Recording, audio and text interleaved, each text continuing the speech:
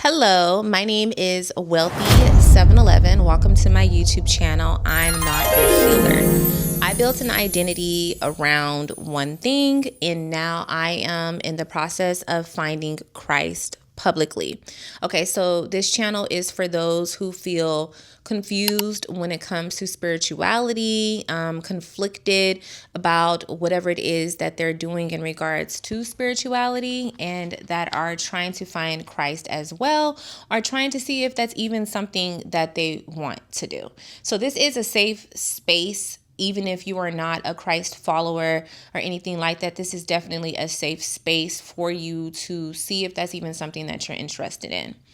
All right, so today I want to talk about church hurt.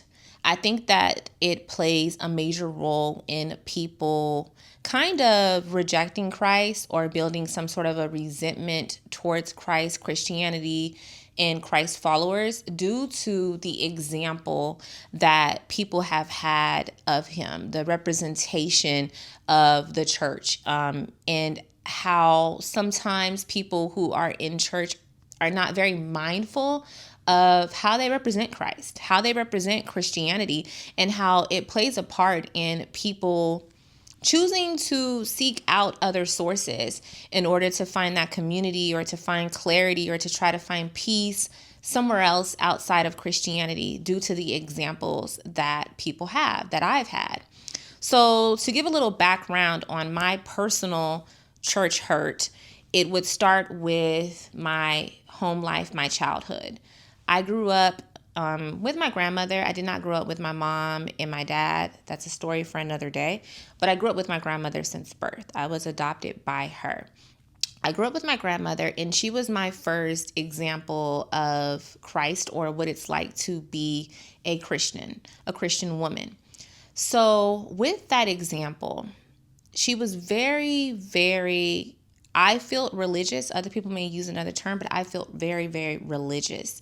So I grew up kind of like with, she believed that she was a prophet. So I grew up with someone telling me like they had these dreams, and the dreams sounded very dark to me. They used to scare me when I was a kid. So it was like, oh, I had a dream that it's a demon in the house, or this and that and that. Traumatized me, okay? Traumatized me, okay? Until I got used to what she was doing, it would scare me in the beginning. Like when she was doing that and I was aware of what a demon was and this and that and that, it would scare me until I got into like my teenage years, and it was just like, whatever. So anyways, she would say she had these dreams. She would call these family meetings, and in these family meetings, no one else had the floor. So it was like she had the floor, and it would start out with her reading the Bible. Mind you, the family meetings went on for somewhere between 4 to 5 hours whenever she got that itch to do it. It would go on for like 4 to 5 hours. It would start out with her reading the Bible, preaching the Bible, and everybody else would have to sit there and listen. And the way that she preached the Bible, it was kind of like not soft. It was not loving. It was like, you better do this. You need to do this. You need to do that, or you're going to go to hell. She did not introduce Christ or Jesus in a very loving way at all, whatsoever. It was also kind of like she was on this pedestal and everybody else was not. Almost as if like he loved her more than he loved anybody else in the house. If I were to give an example, what it felt almost like was that she was the way to Jesus, and then you go to Jesus, then to God. That's what it felt like to me. And somebody else might say differently. Others may. That's what it felt like for me as a child. It felt as if like to get to Jesus, to get to God, you had to go through her first. You had to get her approval first. That she says you're sanctified. She says you're righteous enough to be accepted by him. So yeah, she used to have these Bible study meetings.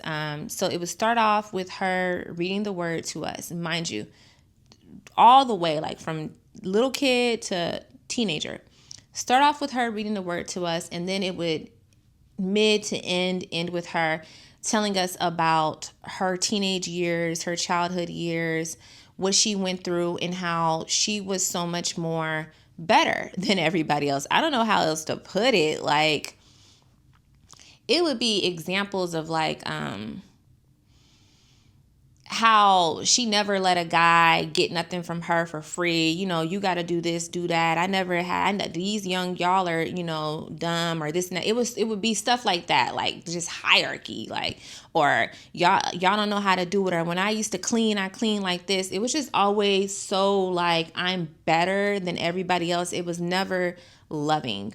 And that had nothing to do with Christ. You know what I'm saying? But it was like it would start off with Christ and then it would end with almost like her reminiscing about back in the day.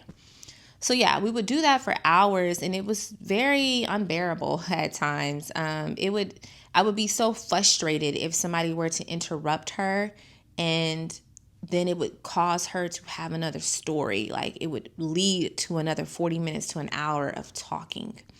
So that was my introduction to Christ.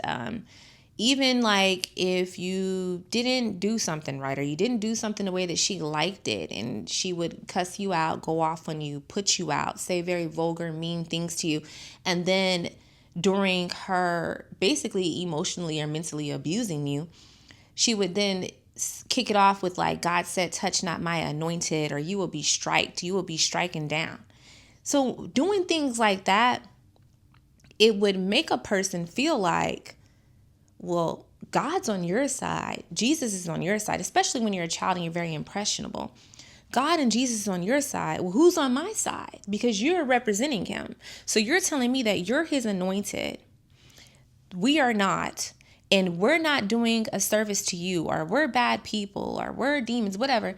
And that we're going to be striking down. You know what I'm saying? And you have the authority. You have the right to belittle, curse us out, you know, cause fear, kick us out, you know, do these different things to us. And you're righteous. You're righteous. So it built up resentment towards her, but not only her, also Christ. When I look back at it now, that is when the door opened in regards to curiosity and trying to find other things in order to make myself feel whole or find some sort of a peace. I don't think that it started with that relationship, that openness. I feel like it started with my childhood and my upbringing. To where it was like I was able to hear somebody else out and be like, oh yeah, I'm going to jump on board with this. There is no heaven or no hell. It would only make sense to me.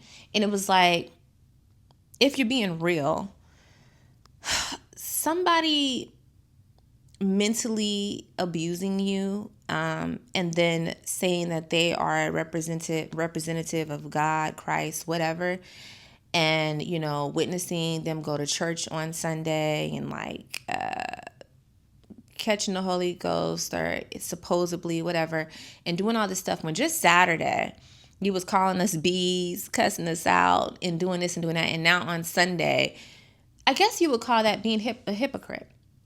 I don't think that she was aware of that. At least I'd hope not. But I would call that being a hypocrite. Now, the word came to me, hypocrite. That's what it is. I think that it took such a negative effect on me because my childhood was very, very, very, very dark and very ugly. And when you mix my dark, ugly childhood with religion, Christ, and like that being skewed because it was like, I don't even know how to get all this out. Just picture like being 12 years old and like someone busting through your door and telling you, get up, everybody come to my room right now. Come to my room. And you're like wiping sleep out your eye. You're walking down the hallway. You're walking to your guidance, your parental figure, and you sit down and they tell you it's a demon in this house. I don't know which one of you guys is here for. Just picture experiencing stuff like that. And then you have to be preached to for hours. And in the beginning part of it, especially like in those younger years, you don't just brush it off because you're honestly scared. You're honestly like, what's going on? And a lot of family members felt like there was a lot of truth to the things that my grandmother used to say, and they said that a lot of her dreams and stuff did come true. I don't really know about all that. I can't say if I would ever believe or don't believe, but I just know that there's a way to go about stuff. And I just feel like, and also there's ages with certain things. I think some things are inappropriate for children. And I also feel like just it's a certain way to go about things. But yeah, being woken up like that at times, being disturbed like that, being told stories that sound kind of like a horror movie, and then experiencing what felt like hell in a household, hell on earth, mixed in with religion, you know what I'm saying? And using Jesus as your cape, but you're also like literally my tormentor on earth. That could cause a drift, you know what I'm saying, between Christ and a young child. So with that being said, experiencing that, and also the things outside of that, and just my own hurt that I experienced within the household outside of religion, it really put a bad taste in my mouth when it came to religion, Christ, Christianity, because I had a lot of resentment towards my grandmother. And then I also, due to her making it seem as though Christ was basically like on her side, and I don't know if there's any sides here, but like it was made to seem like it was sides to me when growing up, but Christ was on her side and you're on the opposite side, and it's like you need to do right by her or else you're not accepted into the kingdom of heaven, whatever. It really, no, it made me like, no, I don't want to be on your side anyways, because your side is loony. That's how I felt. So it was like, no, I don't want to be on your side. So yeah, that caused a lot of hurt. It caused a lot of damage to me. Even just like when I got older and like I had my first child, I can only, like, these examples are coming up in my head, and this is not to bash anyone because my grandmother is no longer with me, but it was like when I got pregnant with my first child, and when I found out that it was a girl, she's like, you better put a chastity, I'm pregnant, just found out the sex of the baby, you better put a chastity belt on that baby by the age of she's 12. She'll be effing by the time this and that and that and that and that. And just, I remember going back and forth with her, arguing, yelling with her, like, how could you say that? How you going to say that about my child? Da, da, da, da. And for that person to make it seem like they are a representation of Christ is insane. Because that's the first introduction that I had to him. And it wasn't a soft landing introduction. It wasn't somebody that's just like, oh, I'm Christian, I believe in Christ, and then they attend church. No, it was ministering. It was ministering. It was very like deep rooted into religion, the way that my grandmother presented herself. So it wasn't like you could pass over like the Christ part, because it was ministering every chance that she got, but also like the way that this person lived was like, even if you weren't Christian, it was just like messed up to treat people this way. I disagreed with almost everything that this person did to others and to myself. And it was a very, very traumatic childhood. And this is me just summing it up. I'm really briefing over it because I don't want to bash anyone or offend family members that may see this video, because a lot of them love my grandmother dearly, despite the things that they may have went through or that they may have witnessed others go through. So we'll leave it there for right now.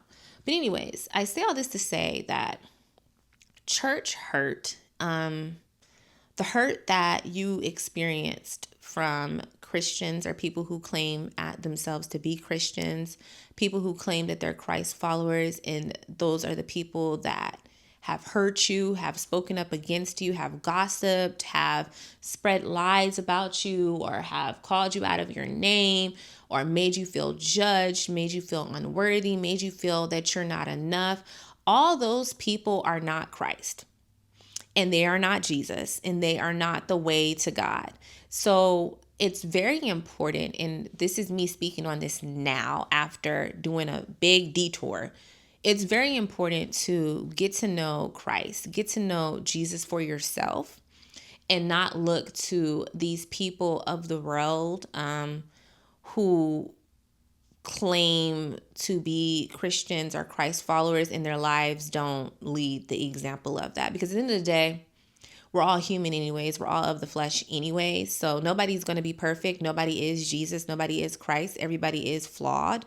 But, and we all know that, right? But when sometimes people take it a little bit too far and they are self-proclaimed Christians or whatever, it does put a bad taste in your mouth. It does make you want to find out other things or seek out other things. It's very important to not give Christ a try or a chance due to these people. Let him deal with them, right? We don't have to deal with them. We don't have to try to one up them or do this or even be upset with them like that. Let him deal with them. You know what I'm saying? And like, you build your own relationship or your own connection with Christ based off of like between you and him. You get to know him for yourself, and don't let the people who claim to know him or act so self-righteous determine if whether or not you're going to turn your back on him or not, like, or if you're going to get to know him. That's one of the things that I guess I could say that I regret, but I also have understanding with myself about, is kind of like turning away from him and having that resentment towards him due to how I was treated growing up from someone who was like a self-proclaimed prophet. But at the same time, I don't really blame myself because I was just a child. This had happened since birth all the way up. I was just a child. So I can't necessarily all the way blame myself. But as an adult, I did have opportunities to get to know him, and I chose to go the other way, go another route. And I really was just trying to find that community that you would see people have like in Christianity or in religion and stuff like that, but find it my own way.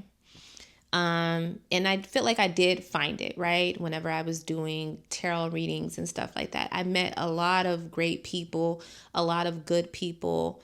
And I'm very grateful for the people that I did meet when I was doing readings and stuff like that. But it was mainly like my thing behind what it was that I was doing prior was, it felt good because it felt like I was helping people. It felt like I understood people. It felt like I made other people feel understood, because it was like when they got readings from me, I made sure to make it feel like it was a safe place and that somebody could be vulnerable with me, even more vulnerable than they would be with their friends, right? Because they have to see their friends on a daily basis, or things could be held against them or whatever. So it was like I really enjoyed that aspect of what it was that I was doing prior. And I still want to be able to offer some sort of a safe space for people to speak with me or to work through problems, find solutions and stuff like that, just without the divination part. All right. Because I am not anybody's healer. And I know that I say that all the time now, and I'm going to keep saying it, but I'm not. And I really hope that through this channel and through what I'm doing, that we address with each other, we address the things that are making us closed off to getting to know Christ, and the things it is that we're searching for outside of him that we feel like he can't give us. And I think that's a big thing, trying to find things outside of Christ that we feel like he is incapable of giving us. And I feel like I've experienced that a lot. Even with me stepping out on faith and doing what it is that I'm doing now, it was very scary for me. And even though I did it, it was very scary for me because I was willing and I did. I walked away from, and I don't know if this is TMI, too much information, but it's also part of my testimony. I walked away from over $10,000 a month with what it was that I was doing prior, over 10 a month, to stepping out on faith and choosing to go a different direction and feeling like God will provide for me. And sometimes that did get scary. I'm not even in the thick of it yet, but it's like it has been scary at times. And I don't know why I've had those moments of feeling like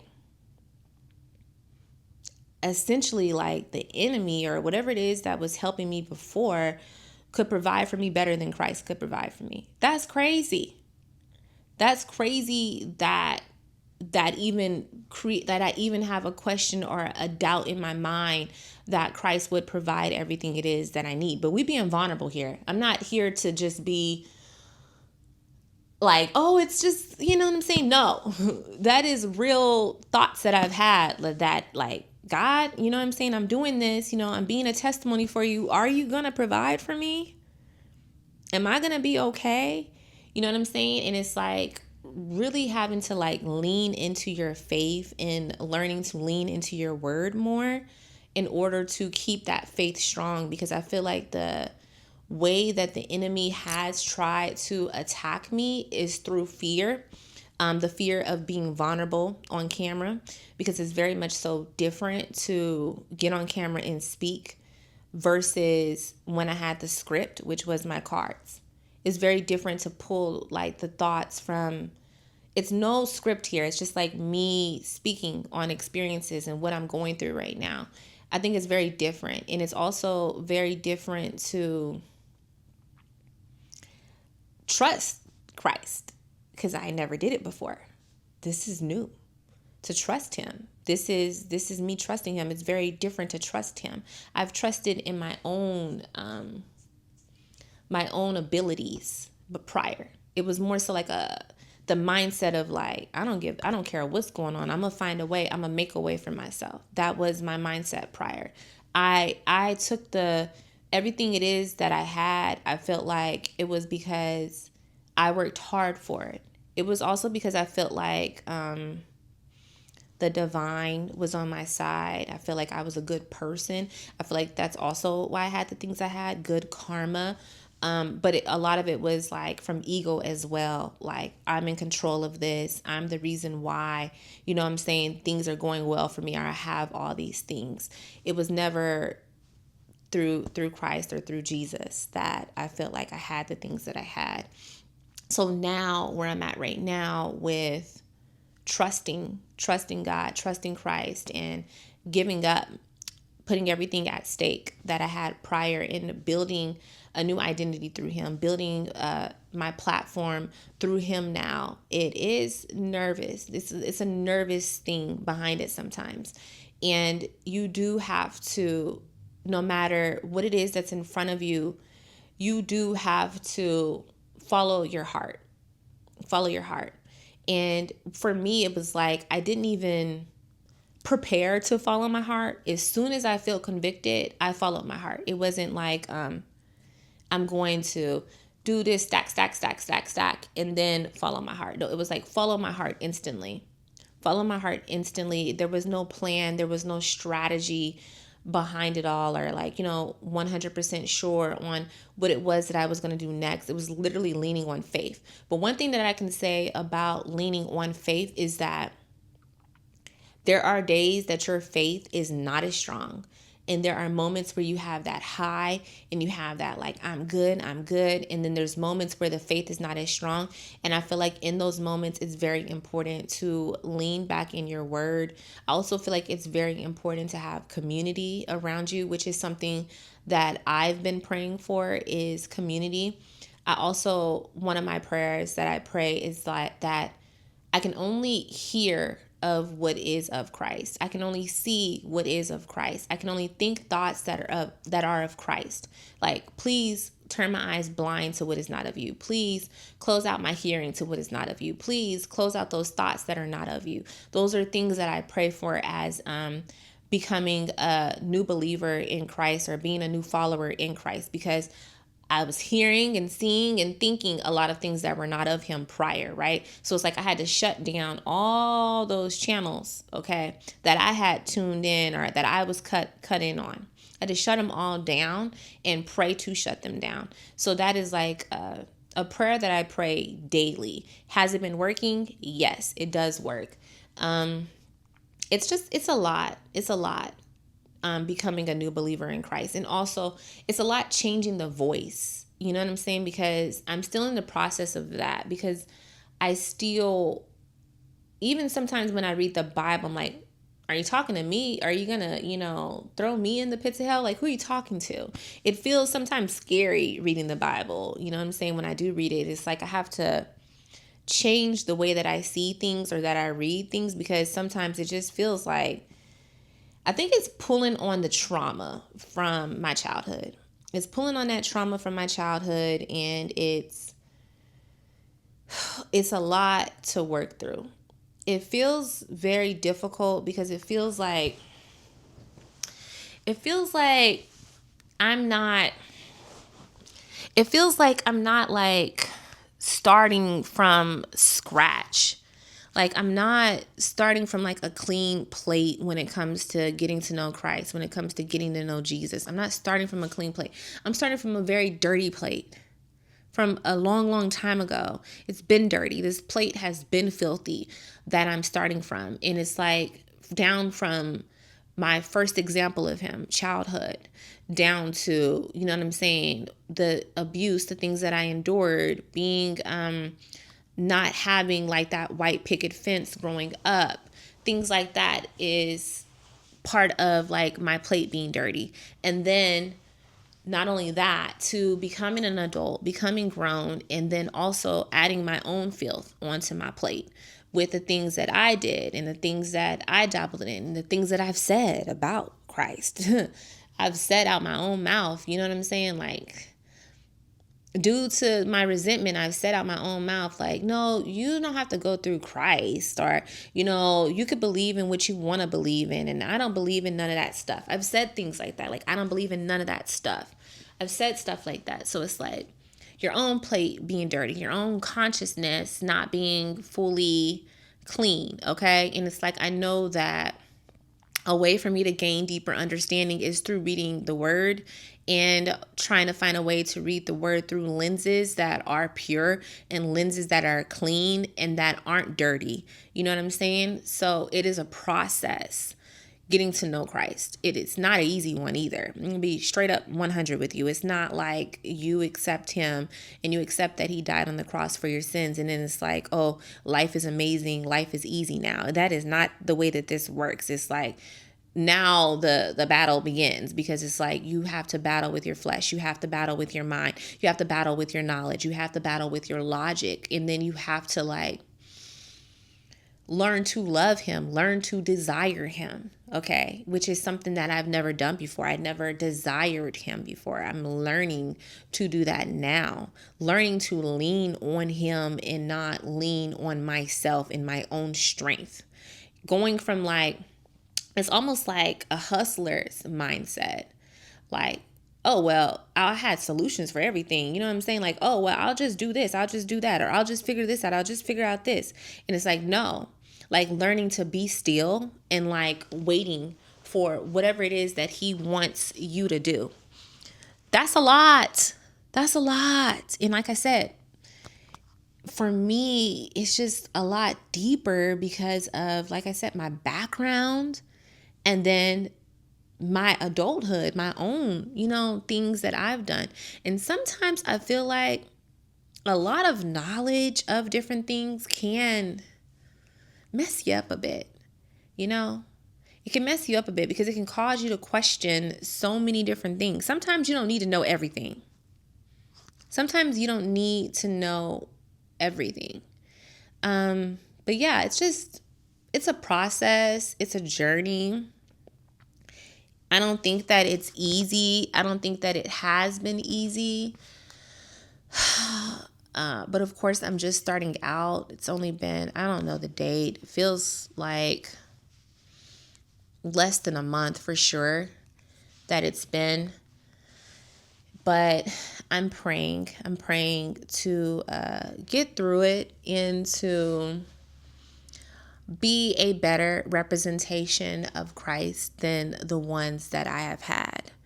And I'm just praying for patience with it all. And like I said, community, patience, having sight for what is of Him, being able to hear what is of Him, using my discernment when it comes to what it is that I listen to, what it is that I accept from others, the words that I receive from others, just really using your discernment. But yeah, I think that wraps up today's video. To just sum it up, get to know Christ for yourself. Get to know Christ for yourself. Give Him a chance.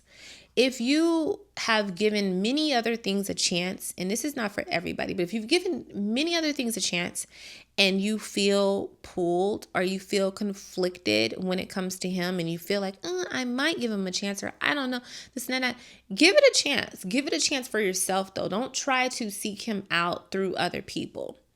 Don't try to build a relationship solely through Him.